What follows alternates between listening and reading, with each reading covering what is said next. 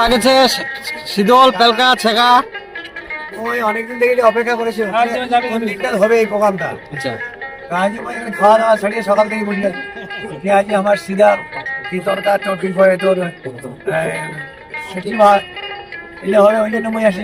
কি কি আইটেম বানাইছে আজি? আলু ভাজা আছে, তারপর শীতল আছে, শুকি মাছ দিয়ে আমার বাইগন তৈরি করেছে, আলু ভাজা আছে, তারপরে যে পেলকা আছে আমার। কেন কেন হয়েছে?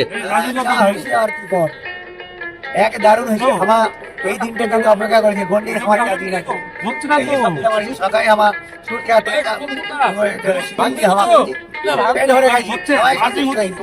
জয় রাজবংশী। রাজবংশী টুয়া সাংবাদিক ছে এ আগতে শীতল ছেঁকা পেলকা খাবা বসে বইছে, আজি দেখা পাচন তোমাল্লা। হ্যাঁ কেন হয়েছে?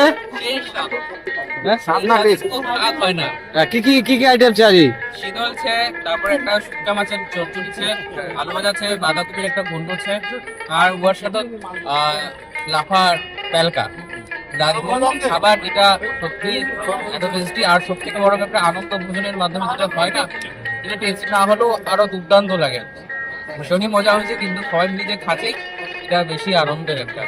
আচ্ছা আচ্ছা, তো দর্শক তোমার শোনা বললেন দর্শকরা, আমার এক রাজবংশী ভাই, ছোট ভাই পেটুয়া, সবাই সাংবাদিক সবাই চিনেন। আজি ঠাকুর কালার ডাল, আলু ভাজা, একটা ঘন্টু শাক ছে, তারপরে সে শীতল পেলকা, তারপরে একটা ছেঁকা, মানে আজি একটা জমজমাট খাওয়া দাওয়ার আয়োজন করেছে, দেখা পাচ্ছেন তোমাল্লা। তো এলা আমার রাজবংশী ট্রেডিশনাল খাওয়া দাওয়া। তো এই দিনটা প্রতি বছর তারা আমার করে থাকে আর কি। এই রান্না বান্না চলছে একটি একদম রান্নাবাড়ি চলছে এখান একদম গোটায় মানে শুক্তা মাছের লেবরা করেছে, বেগুন ছে, শাক, এখান ছে পেলকা, এখান শীতল দেখেছেন তোমার।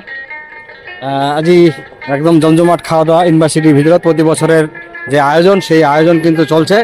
এটি প্রায় আজি প্রায় হাজারেরও বেশি আমার যেগুলো রাজবংশী ট্রেডিশনালের লোক, সেটা কিন্তু আজি ইলা এঠে আসে খাবার ধরেছে, তোমরা দেখা পাচ্ছেন।